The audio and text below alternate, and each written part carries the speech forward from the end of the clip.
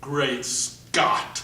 Huge Movie Fanatics back with another, what is it? Movie review request. He requested that we review the trilogy of the Back to the Future movies, the Cookie Monster 70. Check out his channel, he's reviewing movies now, so. Sweet deal. And whatever, so that's a little plug for the Cookie Monster 70. We're here to review Back to the Future, Part 2. Da, da, da, da, da.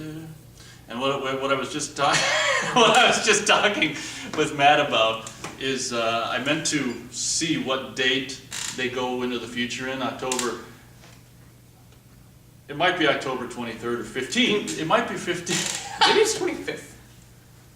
Because I can just, it's like they say it over and over right at the beginning of the movie. I can see it. And then it's 2015. Because she goes, this is 2015? And Doc's like, October 23rd, 25th, 2015. So anyway, what I'm getting at is if it were up to me, we'd be reviewing this movie on whatever day in October it is, 2015. So, but since we got the review request before that date, we'll review it on, oh, I never mentioned the date today. I usually do that the very first, which is what? 16? January 16th, 2014. So it's pretty close to the future that it happens in this movie, and I don't see any flying cars. There's a year left. We can wait. Yeah, I guess you're right. But they got to really make a lot of Jaws in that 1 year, though, to get up to what? Yeah, what was it? It was that one was the. Oh, maybe that was 23. or something? I'm pretty sure. But anyway, I'm fine with no more Jaws. that's true. Although I did give you my idea. I don't know if you remember I my vaguely idea, remember which we're not that. going to say because I don't want it still plagiarized for a sequel, which is kind of like Night of the Return of the Living Dead, actually, in a lot of ways, which I think they should do. I probably gave away too much of it now. What are we? Oh, Back to the Jaws- Future. Oh, Back to the Future Part 2. So this is a movie, obviously, that was like, I mean, obviously, I don't think they planned necessarily for a sequel when they did the No. ending of the first one. It was just like, They just just wanted- because you do an ending like that doesn't mean you're like No. expecting a sequel. And- It just means you're doing a cool ending. Before we go on, one thing we didn't mention from the previous one is how many iconic lines there are. Like, where we're going, we don't need roads. And then It's the very end of the movie. It's Yeah. like the last line. Yeah, it's the last line. And that is a damn iconic line too. And like, there's many of them in the movie. But anyway, keep I going. remember being a kid and just how much that end just, holy shit. Yeah, that was my favorite thing in the You know, movie. and you want to see more of that, and it ends. That's what sucks. Yeah. But anyway, you get to see more of that flying the DeLorean in this movie. Obviously, when this movie came out, it was like, I don't know, big deal probably, and I saw it obviously in the theater. I think I saw it, I can remember, I think I saw this twice in the first run theater, so times were good. Right on. But this came out like in late 88, 89. I 89, believe. yeah. Right. They shot this one and 3 back to back. Right. So late 89, I can't remember if it was October or November or sometime, probably like that. And, you know, I remember, you know, loving it as a kid. The Stars is difficult. I might have to hold off on Stars because I don't know. Very obvious for me, but we'll hear what you have to say. Well, it is one of them situations, just like the filmmakers even comment themselves. There's not many making movies. You don't have many opportunities to go back and revisit exactly what already happened from a different point of view, which is just like. I guess my biggest problem with the movie is the fact that Crispin isn't a part of it and how they had to they had to write his death around it. I think that's my biggest problem with the movie, which even when I first saw it was just like kind of like, I mean, it was that big tragic. It ended up working well with that middle part of the movie when Biff changed everything, I guess. I guess it kind of went with that, and at the end of the movie he wasn't dead anyway, so I guess it doesn't matter. No, But the guy that got to play him looks quite a bit like him upside down. So I mean, I know that was so crappy. And apparently, Crispin sued him and got some money from that, I think, right? yeah, Which, go Crispin, right on. You deserve that because to use like, I don't know, your likeness, someone to try to recreate your likeness is kind of shitty to do. And but he has since been in a like Zemeckis movie since or whatever, like Beowulf, I think might be the only one or whatever. So whatever. So that relationship isn't completely ruined forever. I might have to just hand this off to you and then come back. Why don't I just do that? You'll help remind me. I mean, I know the whole thing. So My thing was at the end of that first movie, like the whole movie was amazing. Oh, And that little you know what? I think you might gonna say what I'm just remembering right now, where it's like the end of the movie. Sorry, is like it's your kids, Marty. Something's got to be done about your kids. Yeah. And then they go into part 2, and it's just like, all right, well, we said that at the end of the first one. We better do something with the kids, and then just go on to the plot of part 2. Is that what you're gonna say? no. All right, well, that's what I said. Okay, so the whole idea of like the end of the movie was you see this awesome like where we're going we don't need roads, and then he goes. And then they just And- on the road. Well, no, like that part was like so interesting and captivated you, and you're like, I can't wait to see what the future has, And it's like just so. the same thing, except Well, when you watch the second movie, the most uninteresting part of the movie is the stuff in the future. well, like that's what I it's think just, Zemeckis says. It's just like it's bland. It's overly contrived. Every aspect of it, outside of the little hoverboard thing, which even that is really kind of meh. It's just like okay, I'm seeing this. It's nothing. Even back then, when I was a kid, was believable as that's what the future is going to be. I liked it, but not necessarily for the believable. I'm just a huge, when I was a kid, a huge sucker for just futuristic production design. So I wasn't so much about like, that's not possible. I was just like, cool. That's what I liked about Alien and Aliens is like the people in the future are wearing like khaki shorts and or suits and stuff in Aliens, and I'm like, you know what? That's a believable future. Even though like that's 200 years from now, I can believe that actually happens because we're not going to ditch that. And so What clothes didn't you believe in the future?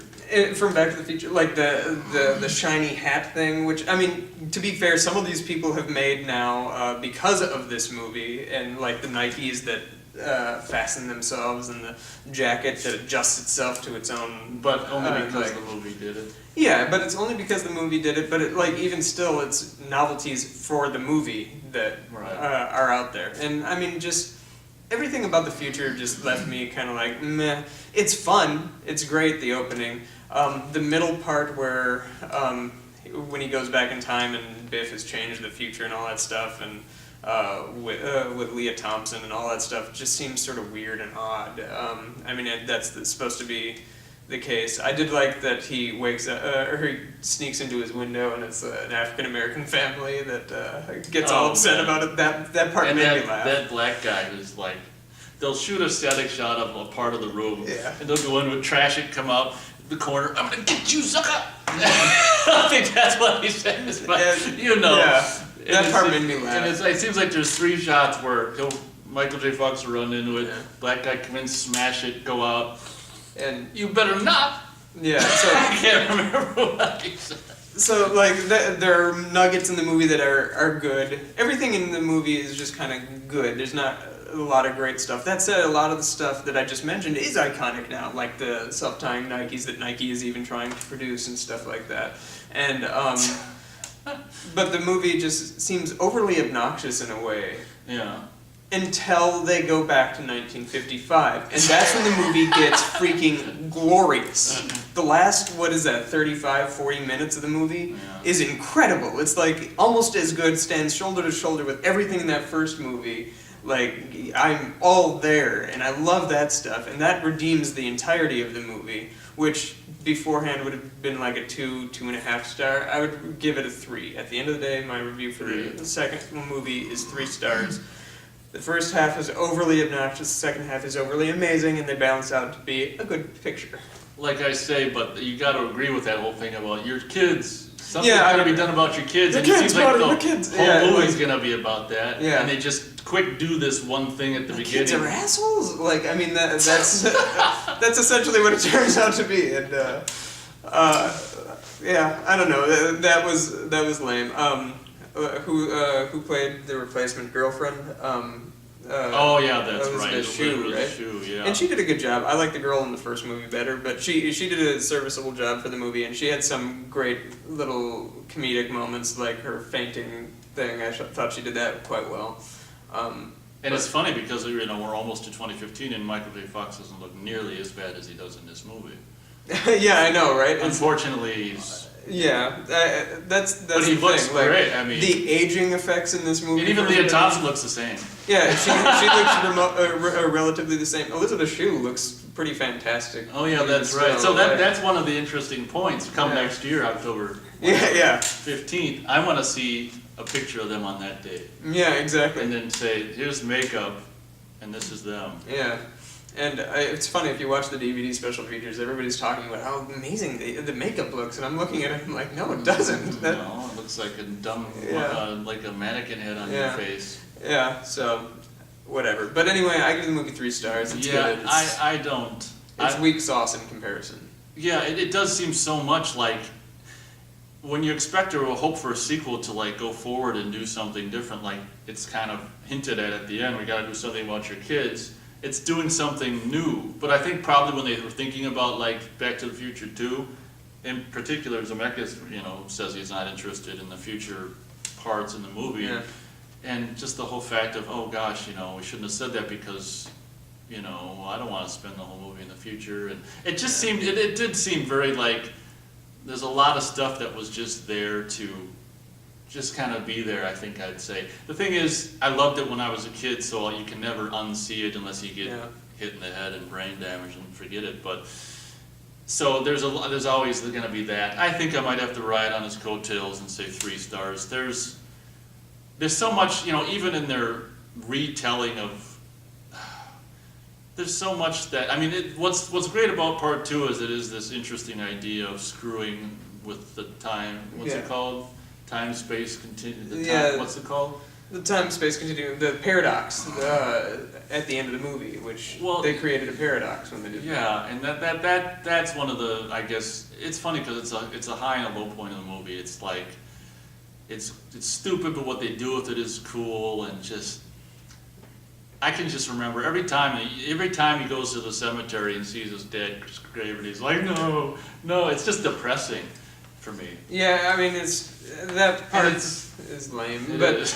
as I say, once they go back to 1955, the movie picks up and is the Back to the Future movie that I think people kind of wanted to see, which is not necessarily back in 1955, but a movie that just moves with the speed, and you're sort of sitting there like, what's going to happen? You don't know how this is going to play out, and that's what makes it fun and exciting, and that's the best part of that movie.